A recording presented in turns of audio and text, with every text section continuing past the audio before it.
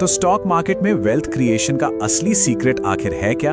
आज के इस एक्सप्लेनर में हम ठीक इसी सवाल का जवाब ढूंढने वाले हैं। हाल ही में दो बहुत ही prominent Indian brokerage firms Motilal Oswal और शेर खान ने मार्केट थीम्स और 9 लॉन्ग टर्म स्टॉक पिक्स को हाईलाइट किया है। तो चलिए बिना किसी देरी के सीधे इन डेटा पॉइंट्स और पिक्स की गहराई में उतरते हैं। अब जरा इस नंबर पर गौर कीजिए, 37%।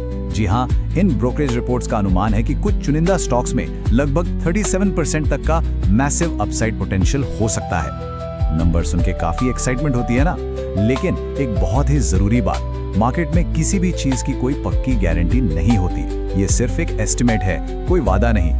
तो फिर इस तरह के अपसाइड पोटेंशियल को स्मार्टली कैसे अप्रोच किया जाए? यहाँ एंट्री होती है SIP यानी systematic investment plan style investing की। अगर एक फिक्स्ड अमाउंट रेगुलरली इन्वेस्ट किया जाए तो लॉन्ग टर्म में मार्केट की वॉलेटिलिटी यानी उतार चढ़ाव का असर काफी हद तक कम हो जाता है। बेसिकली ये एक डिसिप्लिन पोर्टफोलियो बनाने का सबसे सॉलिड तरीका है। तो आज के इस एनालिसिस का फ्लो कुछ इस तरह रहेगा। पहले हम लॉन्ग टर्म ग्रोथ प्रेडिक्शंस देखेंगे, फिर बैंकिंग और फाइनेंशियल जायंट्स, उसके बाद टेक, हेल्थ और एनर्जी सेक्टर्स, फिर बात होगी एविएशन और ऑटो एक्सपेंशन की, और आखिर में स्मार्ट इन्वेस्टिंग के कुछ गोल्डन रूल्स।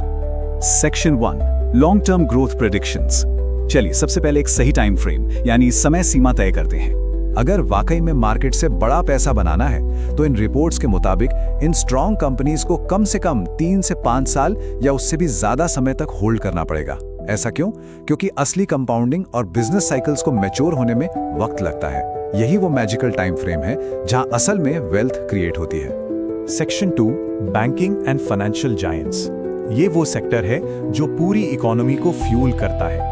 अब इन फाइनेंशियल पिलर्स को देखिए, इन्हें बहुत ही केयरफुली सिलेक्ट किया गया है। कोटक महिंद्रा बैंक को ही लीजिए, इनकी एसेट क्वालिटी और लो NPAs बिल्कुल टॉप नॉच है, जो इनके प्राइवेट बैंकिंग एक्सपेंशन को पूरी तरह सपोर्ट करते हैं। फिर है SBI, जो पब्लिक सेक्टर में अपनी मैसिव लोन ग्रोथ और जबरदस्त प्रॉफिटेबिलिटी के दम पर मार्केट डोमिनेट कर रहा है। और HDFC लाइफ, हमारे देश में इंश्योरेंस पेनिट्रेशन अभी भी काफी कम है, तो इनके पास ग्रोथ का एक बहुत बड़ा रनवे मौजूद है। यहाँ एक और इंटरेस्टिंग पॉइंट है, ब्रोकरेजेस ने स्पेशली एम्फसाइज किया है कि इन फाइनेंशियल और क्वालिटी लार्ज कैप लीडर्स का एक ब्रॉड पोर्टफोलियो होना ही चाहिए।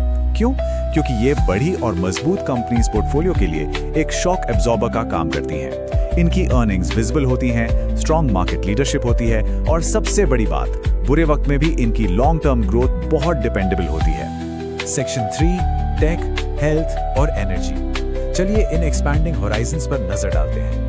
यहाँ 3 बिल्कुल अलग अलग ग्रोथ इंजन्स एक साथ ऑपरेट कर रहे हैं। जैसे TCS, ये कंपनी ग्लोबल AI, क्लाउड और डिजिटल ट्रांसफॉर्मेशन की बढ़ती डिमांड का सीधा फायदा उठा रही है।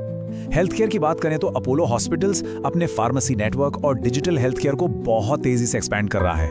और एनर्जी स्पेस में PSU जायंट ऑयल इंडिया अपने सॉलिड कैश फ्लोज और स्ट्रॉन्ग डिविडेंड ट्रैक रिकॉर्ड के जरिए रेगुलर इनकम चाहने वाले इन्वेस्टर्स को जबरदस्त तरीके से रिवॉर्ड कर रहा है। सेक्शन 4, एविएशन और ऑटो एक्सपेंशन, यानी India on the move. India on the move वाली बात सच में मार्केट में बहुत क्लियरली रिफ्लेक्ट हो रही है। अब देखिए, डोमेस्टिक एयर ट्रैवल की डिमांड आसमान छू रही है और इंडिगो इस एविएशन बूम को बहुत अच्छे से कैप्चर कर रहा है। दूसरी तरफ महिंद्रा एंड महिंद्रा, ये कंपनी ना सिर्फ रूरल डिमांड रिकवरी और अपने SUVs के जरिए आगे बढ़ रही है, बल्कि रैपिडली एक्सपैंड हो रहे EV सेगमेंट में भी अपनी पोजीशन बहुत स्ट्रॉन्ग कर रही है। Section 5, rules for smart investing. तो आखिर इन एसेट्स को इवैल्यूएट कैसे करना है?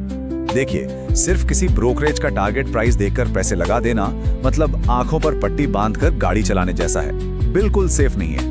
आपको इंडिपेंडेंटली कंपनी के फंडामेंटल्स को डीपली एनालाइज करना पड़ेगा, करंट वैल्यूएशंस वेरीफाई कीजिए, कंपनी के डेट लेवल्स यानी कर्जे को स्ट्रिक्ट तरीके से देखिए, और सबसे जरूरी, उनके ऑपरेटिंग कैश फ्लो की हेल्थ जरूर चेक कीजिए। ये इंडिपेंडेंट चेक्स ही आपकी सेफ्टी सीट बेल्ट है।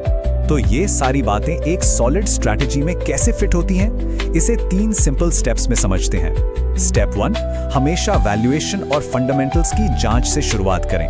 स्टेप 2, मार्केट वॉलेटिलिटी को बीट करने के लिए एक SIP मेथड के जरिए धीरे धीरे इन्वेस्ट करें।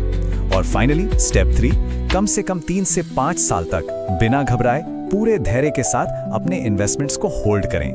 रोजाना मार्केट में होने वाला उतार चढ़ाव एक्चुअली हैवी ट्रैफिक के शोर और हॉर्न जैसा होता है, जिसका काम सिर्फ और सिर्फ ध्यान भटकाना है। इन रिपोर्ट्स का सबसे बड़ा और क्लियर मैसेज यही है कि डिसिप्लिन्ड पेशेंस यानी धैर्य हमेशा उस डेली मार्केट नॉइस पर रिएक्ट करने की आदत से बड़ा होना चाहिए। अपनी लेन में बने रहेंगे तभी मंजिल तक पहुंचेंगे। अगर इन दोनों बिहेवियर्स को कंपेयर किया जाए तो पिक्चर बिल्कुल साफ हो जाती है। इमोशनल डिसीजंस और डेली वॉलेटिलिटी में उलझना सिर्फ नुकसान करवाता है। असली वेल्थ क्रिएशन सिर्फ और सिर्फ फंडामेंटल बिजनेस स्ट्रेंथ पर फोकस करने और लगातार SIP स्ट्रेटजीज को फॉलो करने से ही होती है। शॉर्ट टर्म नॉइज को इग्नोर करना ही सबसे बेस्ट स्ट्रेटजी है। तो इस पूरे एनालिसिस के बाद एक बहुत ही इंटरेस्टिंग सवाल सामने आता है। इन 9 लॉन्ग टर्म पिक्स में से ऐसी कौन सी कंपनी है जिसके फंडामेंटल्स अगले एक दशक यानी नेक्स्ट डेकेड के लिए सबसे ज्यादा स्ट्रॉन्ग नजर आते हैं? इस पे जरूर सोचिएगा और अपना खुद का रिसर्च करना मत भूलिएगा। आज के इस एक्सप्लेनर में बस इतना ही। मिलते हैं अगले डीप डाइव।